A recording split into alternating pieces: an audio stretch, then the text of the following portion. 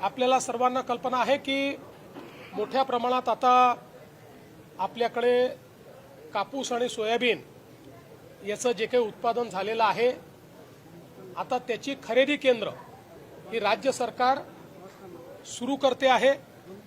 या संदर्भात पहिल्यांदा आपण नोंदणी करतो। याची सुरुवात 30 तारखेपासून आम्ही करतो।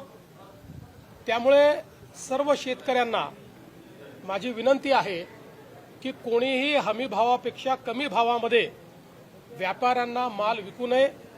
आपण सगळ्यांची नोंदणी करणार आहोत आणि सगळ्यांचा माल हा आपण खरेदी करणार आहोत। त्या संदर्भात नाफेड असेल, केंद्र सरकार असेल, आपला पणन विभाग असेल, सगळ्यांनी मिळून राज्यभरामध्ये मोठं जाळं खरेदी केंद्रांचं आपण तयार केलेलं आहे। सीसीआयच्या सोबत देखील आपण त्या ठिकाणी टायअप केलेला आहे आणि म्हणून माझी सर्व शेतकऱ्यांना विनंती आहे की हमी भावापेक्षा कमी भावामध्ये कोणीही आपला माल विकू नये।